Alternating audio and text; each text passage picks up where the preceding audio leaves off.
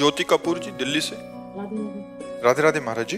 महाराज जी, ऐसा क्यों कहा जाता है कि भजन, भोजन, खजाना और यारी पर्दे में रहनी चाहिए? हाँ, इससे हानि हो जाती है। जैसे आपके पास इस समय 10 लाख रुपए का बैग में बंडल रखा हो, 10 लाख का, आप बता दें 1 घंटा मुश्किल टिक पाएगा, कोई न कोई हथकंडा मार करके तुम्हारे रुपए ले जाएगा। ऐसे ही आपका भजन है, हम जो साधन करते हैं, ये मतलब मर्यादा है कि अपने भजन को, अपने खजाने को, अपने प्रेम को, इनको छुपा के रखना चाहिए। अगर छुपाओगे नहीं तो वो क्षीण हो जाएगा। अपने इष्ट प्रेम को छुपाना चाहिए। जितना ज्ञान, विज्ञान, अनुभव छुपाओगे उतना ही बढ़ेगा, और जितना प्रकाशित कर दोगे उतना ही क्षीण हो जाएगा। ये तो हमारा अनुभव है कि अपने साधन को गुप्त रखना चाहिए, अपनी दिनचर्या को प्रकाशित नहीं करना चाहिए। यदि प्रकाशित कर दोगे पक्का 100% छूट जाएगी, 100% छूट जाएगी। ये विश्वास, मतलब एक बार नहीं कई बार अनुभव की, जैसे प्रेम में आकर के बता दिया, उसमें विघ्न पड़ गए। मतलब ये बिल्कुल विश्वास करो, आप अपना जो भजन करते हैं कभी कोई जान न पावे, आपकी पवित्र दिनचर्या न जान पावे, तभी बात बनेगी। जैसे आप अपने धन को छुपाते हैं, ऐसे भजन को छुपाना चाहिए, प्रेम को छुपाना चाहिए। किसका प्रश्न है, तो समझ पा रहे हैं आप जी। आदर्श सिंह जी, लखनऊ से। श्री हरिवंश महाराज जी। महाराज जी, बिंदु जी महाराज जी का एक पद है, दास रघुनाथ का नंद सुत का सखा, कुछ इधर भी रहा कुछ उधर भी रहा। महाराज जी, मेरी भी स्थिति कुछ ऐसी ही है। महाराज जी, मैं सीताराम जी के चरणों के प्रति अनन्य होना चाहता हूँ। क्या इससे मेरी अनन्यता पर कोई फर्क पड़ेगा, जबकि हृदय में श्री जी और श्रियाराम में कोई भेद नहीं? तुलसीदास जी महाराज विनय पत्रिका भी लिखते हैं और श्री कृष्ण गीतावली भी लिखते हैं। श्याम और राम में कोई अंतर तो है नहीं, पर जब प्रीति की बात आती है तो मुरली मनोहर श्याम सुंदर से कहते हैं कि माना आप मेरे ही स्वामी हो, पर मैं साष्टांग दंडवत तभी करूंगा जब मुरली की जगह सारंग हो और प्रियाजू की जगह सियाजू हो, तो उनको बनना पड़ा। कत मुरली कत चंद्रिका कत गोपियन के साथ, अपने जन के कारण श्री श्याम भय रघुनाथ। उसी समय राम जी के रूप। तो प्रीति की अनन्यता और तत्व की अनन्यता में अंतर है। तत्व में वही है सब, लेकिन प्रेम में जिस रूप में हम प्यार करें उसी रूप में संपूर्ण प्यार करें। राम रूप में प्यार करें तो वही श्याम है, वही नरसिंह है, वही वामन है, वही तो अवतार लेते हैं, पर हम प्रीति राम जी के रूप में करें। श्याम जी से प्रीति करें तो श्याम जी से करें। एक जगह मन है, या जो एक मन बहुत ठौर करी, कहीं कौने सच पायो। ये एक मन बहुत जगह नहीं लग सकता, एक जगह ही लगाओ।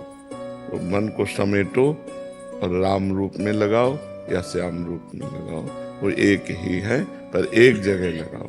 इससे आनंद की अनुभूति होगी। सोहम गोयल जी, मुंबई से। महाराज जी, मेरा सवाल है कि हमें भगवान दिखते क्यों नहीं महाराज जी? इन नेत्रों की क्षमता नहीं है। ये जो नेत्र बने हैं ये त्रिगुण माया से बने हैं। ये तीन ही देख सकते हैं, सतोगुण, रजोगुण, तमोगुण। और सतोगुण, रजोगुण, तमोगुण से बनी हुई वस्तुएं देख सकते हैं। देखो, अंदर की जो वृत्तियां हैं हम उन्हीं को नहीं देख पाते जब तक एकाग्र नहीं होते, मन को, बुद्धि को, चित्त को। अभी तो बच्चा है, लेकिन उसका प्रश्न बहुत बढ़िया है, इसलिए सबके लिए भगवान है, पर दिखते क्यों नहीं, ये तो सबकी बात है ना। तो जब तक हमारे नेत्रों में प्रेम नेत्र नहीं आएंगे तब तक हम भगवान को नहीं देख सकते। जो हमारे हृदय में प्रेम नेत्र हैं वो जब खुलते हैं तो इन्हीं नेत्रों में उनका प्रकाश होता है। और इन्हीं नयनन सब सुख देखे, अपनों जन्म सुफल कर लेखे। इन्हीं नेत्रों से फिर वो देख पाते हैं, क्योंकि इन नेत्रों में प्रेम नेत्र प्रकाशित हो जाते हैं। जैसे विराट रूप देखने के लिए भगवान ने अर्जुन की दृष्टि में दिव्य दृष्टि दी, तो विराट रूप देख पाए।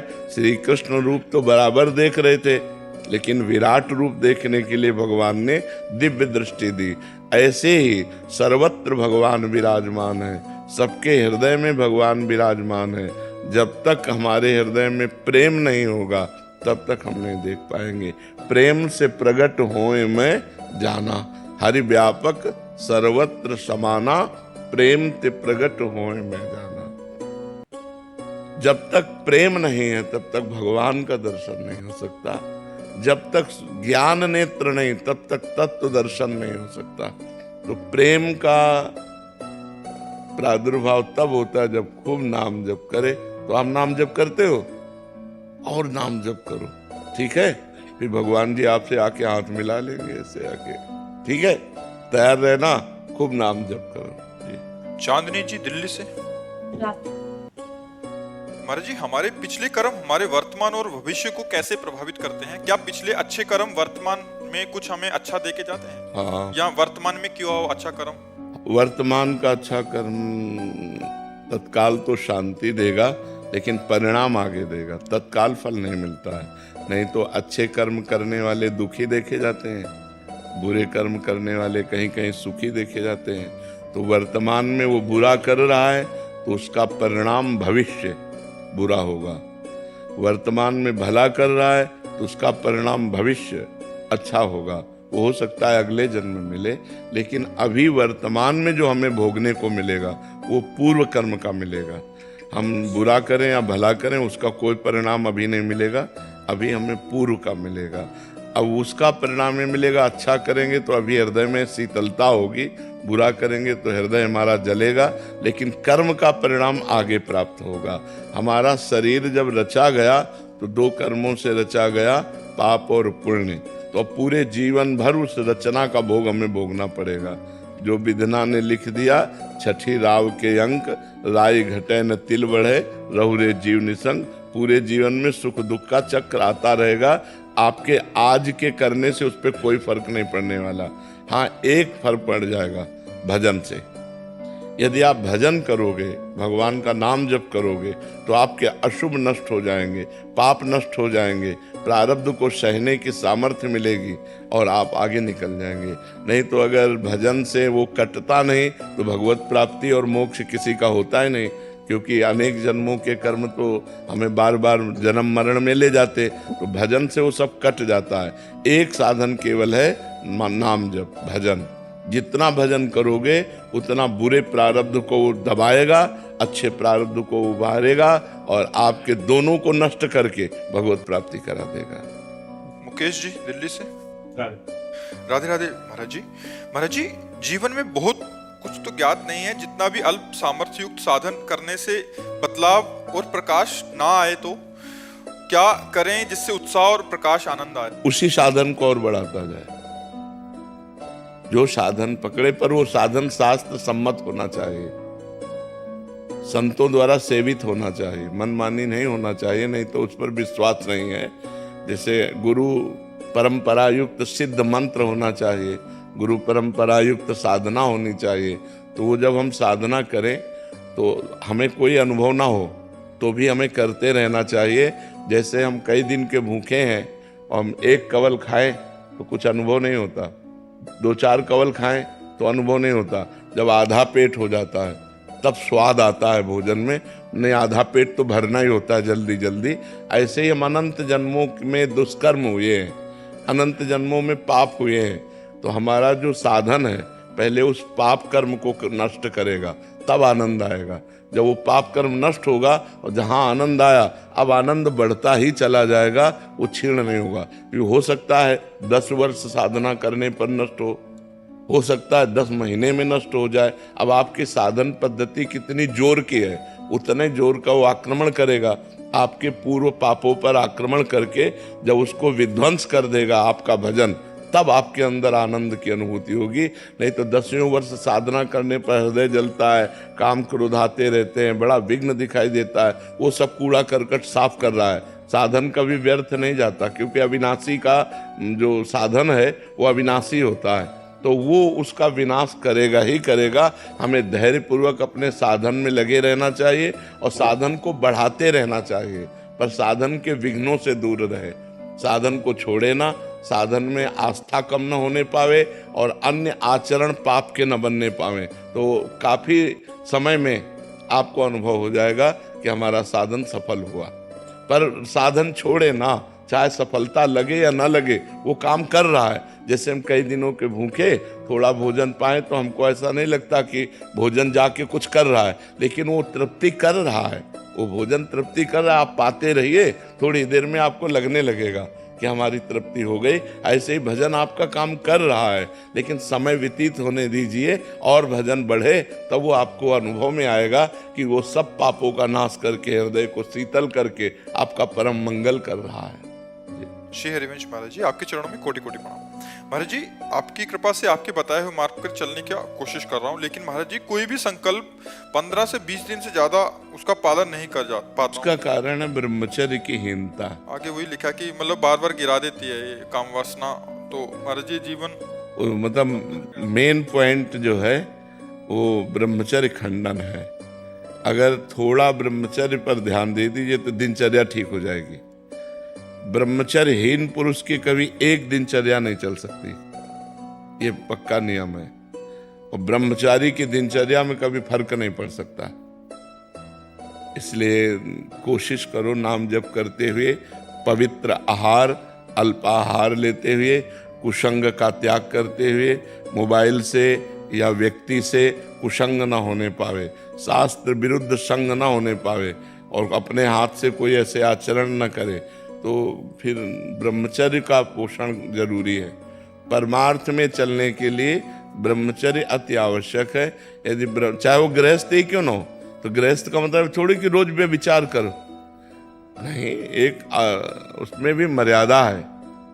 शास्त्र में वर्णन है कि मासिक धर्म के होने के 1 सप्ताह बाद पवित्र होने पर संतानोत्पत्ति के लिए गृहस्थ धर्म में लिखा हुआ है 1 महीने में एक बार संतानोत्पत्ति के लिए मासिक धर्म के 1 सप्ताह बाद बकाया ब्रह्मचर्य रहे। तो गृहस्थ में भी ब्रह्मचर्य की आवश्यकता है। ऐसा थोड़ी कि मनमानी आचरण तो फिर नष्ट हो जाएगा, क्योंकि जीवनी शक्ति है ब्रह्मचर्य, वो जब तक ठीक नहीं रहेगी तब तक ठीक नहीं रहेगा। तो ब्रह्मचर्य पर सुधार करो। क्यों भाई?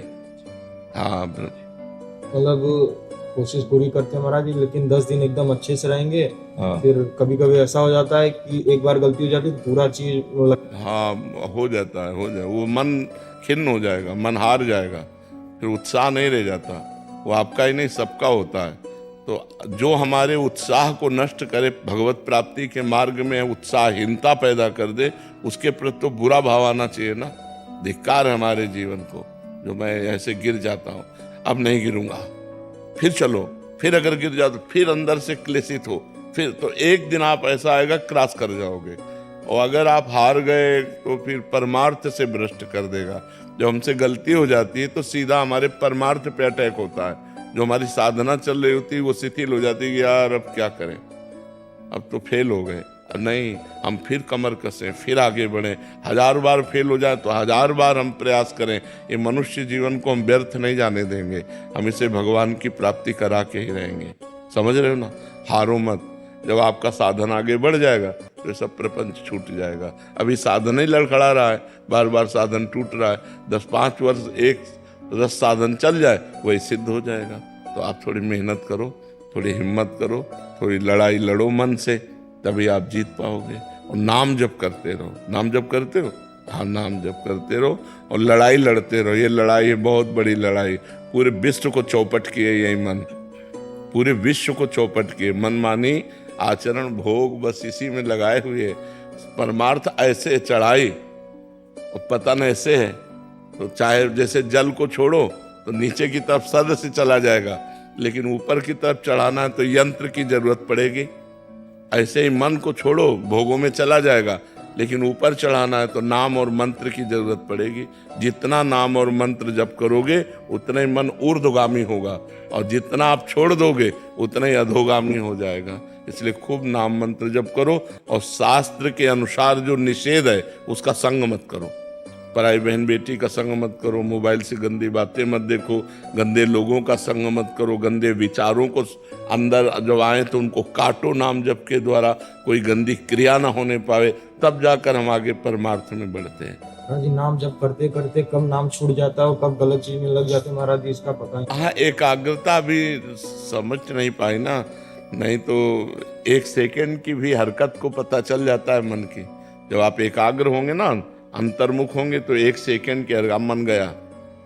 अभी प्रमाद स्थिति है, इसलिए अभी मलिनता है, इसलिए पकड़ नहीं पाते हो, और नाम बढ़ाओ। फिर भी अपने को सौभाग्यशाली मानते हैं कि आपका सानिध्य प्राप्त हुआ, नहीं तो पूर्व कर्म तो बिल्कुल मतलब कब के खत्म हो चुके होते महाराज। हाँ बिल्कुल, नहीं आप हिम्मत करके चलो, जीतना है, हारना नहीं। ठीक है, आप हिम्मत करो। तेरा सिंगला जी। महाराज जी मैं जानना चाहती हूँ कि मैंने आपको हमेशा पीले वस्त्रों में ही देखा है महाराज जी, इसका क्या रहस्य है? हमारे प्रभु पीतांबर धारण करते हैं, श्री कृष्ण पीतांबर धारण, ऊपर पीतांबर धारण करते हैं ना, और हमारी प्रियाजू का भी रंग पीता अरुण अक्षयमानम तडिल लताभ, हम पीत और अरुणिमा लिए हुए कंचन वर्ण की हैं। तो उन्हीं के प्रिया और प्रीतम के हम उपासक हैं, और हमारे गुरु ने हमको पीला वस्त्र ही दिया, तो सब जितने सब पीले ही धारण करते हैं। जिज्ञासा हुई कि भगवा पहनते हैं साधु संत लाल हाँ, वो सन्यासी होते हैं, हम वैष्णव हैं, और वैष्णव में प्रिया प्रीतम की उपासना है, तो प्रीतम का पीतांबर और प्रियाजू का रंग दोनों मिला करके पीत वर्ण, ऐसे हम नीचे मार्किन पहनते हैं, ऊपर बनियाइन, और बस पीला, बस ये सबकी पोशाक होगी। राधा रानी जी को पीला रंग पसंद है, जो महाराज जी पीला रंग पहनते हैं। हाँ, राधा रानी को पसंद, क्योंकि उनके प्रीतम पीतांबर धारण करते हैं, और राधा रानी का स्वयं का जो स्वरूप है पीत और अरुणिमा मिले, पीता अरुण अक्षय अनंत तडिल लतावाम, अनंत बिजलियों की सी कांति प्यारी जू सुंदर है। तो अपने प्यारे जू और प्यारी जू की कांति के भाव से हम इसे धारण करते हैं। हरिशंकर यादव जी। राधे राधे महाराज जी। महाराज जी मैं अपनी कार या ऑफिस में राधे राधे का भजन सुनता रहता हूँ, कार्य भी करता रहता हूँ, ये करने से उतना ही फल मिलेगा जितना मैं राधे राधे एकांत में जपता हूँ? और बिल्कुल बिल्कुल, क्योंकि श्रवणेंद्रिय में पड़ रहा तो हमारे दिमाग में तो जाहिर है ना कि राधा राधा हो रहा है, तो दिमाग तो चल ही रहा है ना। वहाँ जहाँ हमारे कान जाते हैं वहाँ हमारा दिमाग जाता है, हमारी इंद्रियों के साथ मन भी जाता है, बुद्धि भी जाता है, इसलिए मंगल है। श्रवण तो हो रहा है ना, श्रवणम कीर्तनम स्मरणम, श्रवण करना, कीर्तन करना, स्मरण करना, तीनों का बराबर फल है। स्मरण अंदर, श्रवण बाहर से हो रहा है, कीर्तन मुख से करते हैं, तो कीर्तन कर रहे हैं तो वही फल है, श्रवण कर रहे हैं तो वही फल है, स्मरण कर रहे हैं तो वही फल है। सुभद्रा यादव जी गुड़गांव से। राधे राधे महाराज जी। महाराज जी हमने फोन में देखकर आपको गुरु बना लिया और आपके श्रीमुख से राधा नाम सुनकर राधा राधा जपते हैं। हम कहते हैं गुरु की बात मान लो, गुरु बनाने से क्या है, गुरु की बात मान लो, गुरु की बात मान लो, दूर रहो, लाखों कोस दूर रहो, हमारी बात मान लो, तुम्हारा मंगल हो जाएगा। बात मानने से है। हम कहते हैं राधा राधा जपो, गलत आचरण मत करो, वो गुरु है, वो जो बात है वही गुरु है, उसी को मान लो, उसी को आचरण में उतार लो, उसी से मंगल हो जाए। आजकल आप तो बड़े भाव से आजकल ज्यादातर यही हो रहा है कि जैसे अन्य रिश्ते ऐसे गुरु का रिश्ता बना लिया गया, कुछ सेव संतरा फल फूल, वैसे तो सोचते कल्याण नहीं होने वाला। रिश्ता बनाने से कल्याण नहीं होता, कल्याण होता है आज्ञा पालन करने से। आज्ञा समन सुसाहिब सेवा, ये सेव संतरा रुपया पैसा भोजन कपड़ा लत्ता ये कल्याण नहीं करेगा।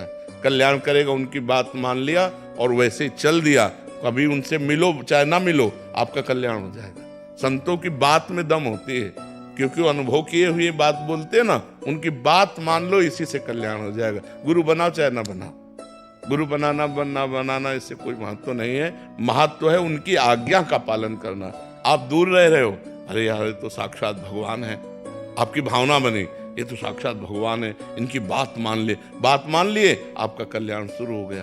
तो बात मानने से कल्याण होगा, ना कि गुरु बनाने से, ना कि संबंध बनाने से, ना कि नजदीक रहने से। बात बनती है उनकी आज्ञा का पालन करने से। द्रोणाचार्य जी ने एकलव्य को हटा दिया कि हम तुम्हें शिष्य नहीं मानते, क्योंकि हम राज क्षत्रिय पुत्रों के कुलगुरु हैं, और उसने मन से गुरु बना लिया। और जाकर के द्रोणाचार्य जी की जैसी छवि थी वैसी मिट्टी से बनाई, और रोज प्रणाम करके और प्रत्यंचा चढ़ाता और द्रोणाचार्य जी का स्मरण करता। इतना बड़ा धनुर्धर हो गया कि एक दिन अर्जुन जंगल में जा रहे थे तो एक कुत्ता भौंका। उसके भूंकने मात्र में उसके मुंह को बाणों से भर दिया और कहीं घाव नहीं हुआ। अर्जुन कुत्ते के नजदीक गए, देखा बाणों से मुंह भरा हुआ और कहीं घाव नहीं। बोले गजब का हस्तलाघ हो। हम अपने को सर्वश्रेष्ठ विश्व का धनुर्धर समझते थे, लेकिन आज मैं हार गया। मैं देख के हार गया, कौन है ऐसा धनुर्धर? देखा कि एकलव्य भीलकुल में उत्पन्न हुआ था। तो उसके नजदीक गए और कहा, वाह धनुर्धर, तुम्हारे जैसा धनुर्धर तो मेरा नाम अर्जुन है। मैं द्रोणाचार्य का शिष्य हूँ। द्रोणाचार्य से मुझे आशीर्वाद मिला है कि मैं विश्व का सबसे बड़ा धनुर्धर हूँ, लेकिन मैं घुटने टेकता हूँ तुम्हारे आगे। तुम किसके शिष्य हो? तो उनका द्रोणाचार्य के। तो उनका हमारे गुरु के शिष्य कैसे हो गए? तब कुटिया ले गए और दिखाया द्रोणाचार्य की छवि और पूरा ऐसा। तो उन्होंने द्रोणाचार्य जी से कहा, आपका आशीर्वाद गलत हो गया, हम सर्वश्रेष्ठ धनुर्धर नहीं है। मैंने स्वीकार किया, सर्वश्रेष्ठ धनुर्धर एकलव्य है। तब द्रोणाचार्य जी ने उसका अंगूठा गुरु दक्षिणा में लिया था। अर्जुन को सर्वश्रेष्ठ धनुर्धर बने रहने के कारण नहीं, उस वीर के सामने। तो आप देखो, एक को नजदीक रहकर शिक्षा दी और एक ने गुरु मानकर आज्ञा का पालन किया, गुरु मान लिया।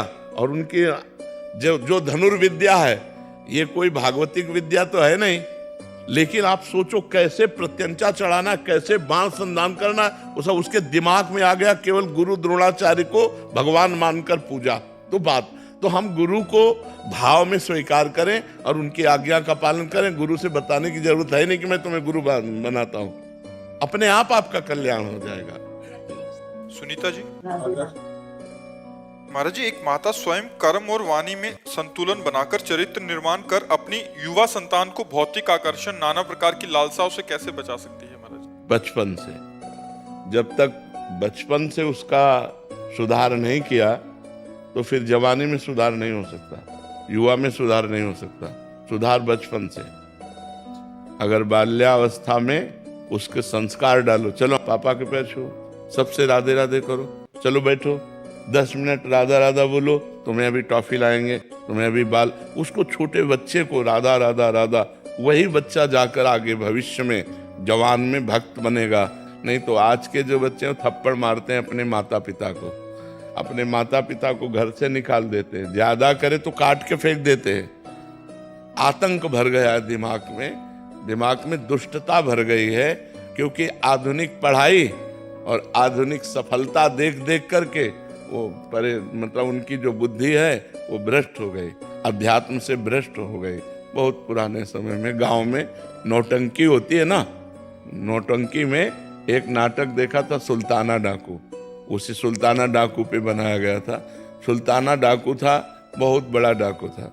उसको जब फांसी की सजा मिली, अंग्रेजों का राज्य था, तो उनसे पूछा गया तुम्हारी अंतिम इच्छा क्या है? तो उन्होंने कहा हमें माँ के गले लगना है।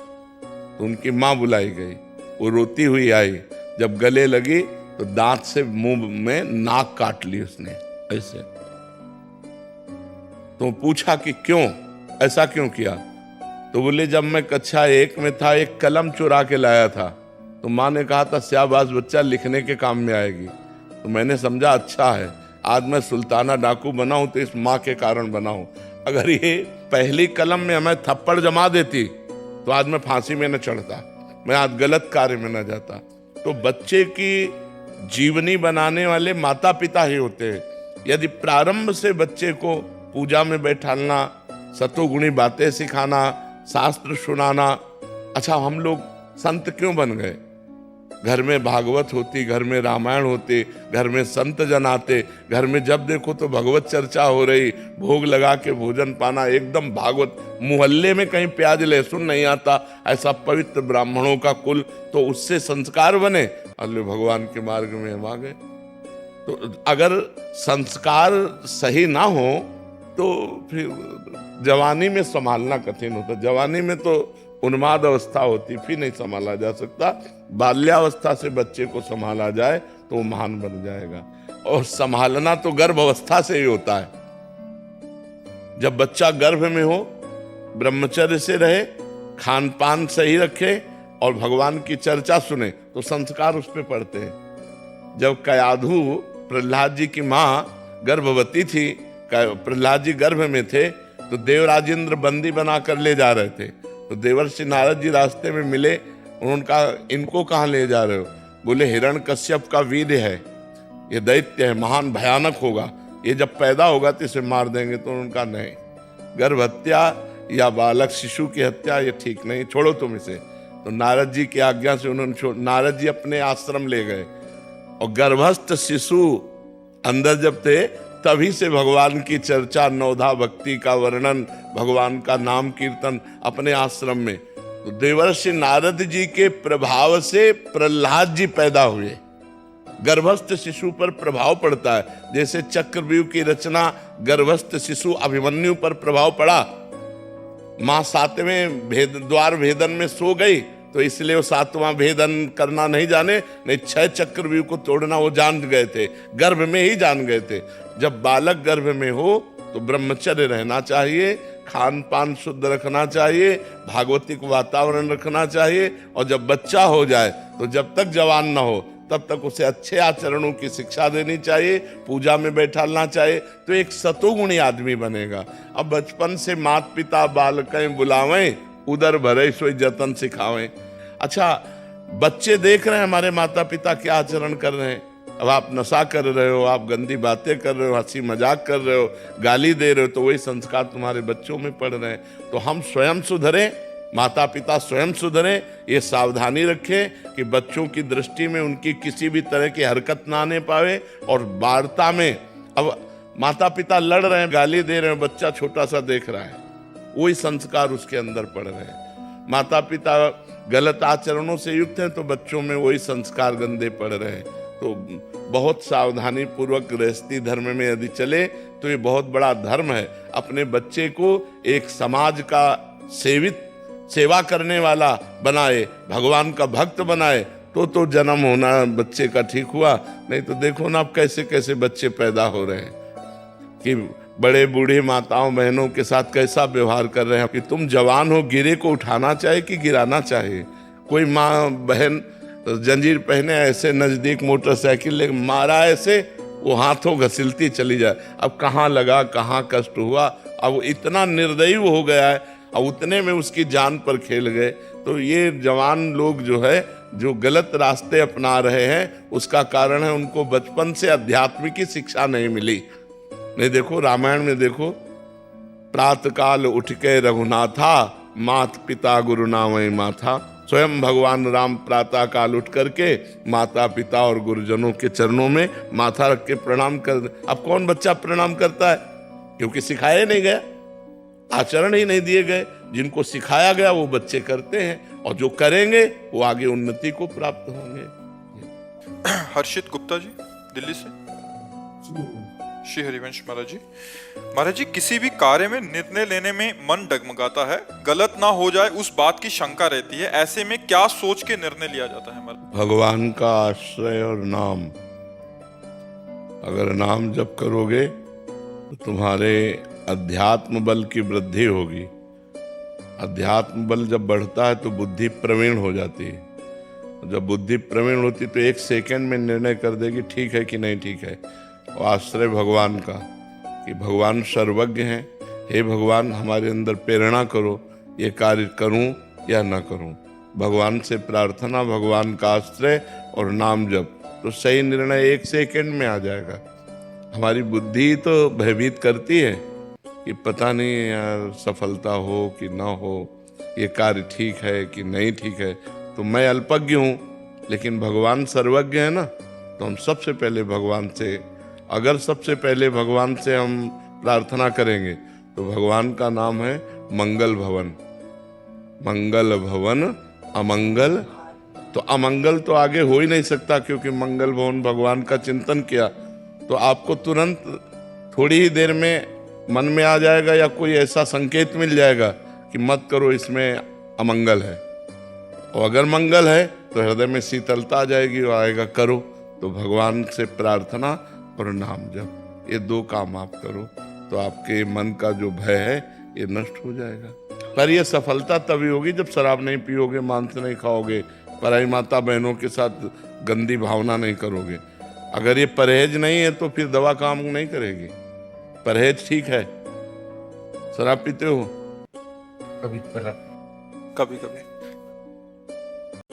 एक बार जुआ हो रहा था तो कुछ लोग खड़े थे, तो वहां फोर्स पहुंचा, पहले डंडा मारा उसके, क्योंकि वो देख रहा था ऐसे, तो उसने कहा यहाँ क्यों खड़े हो?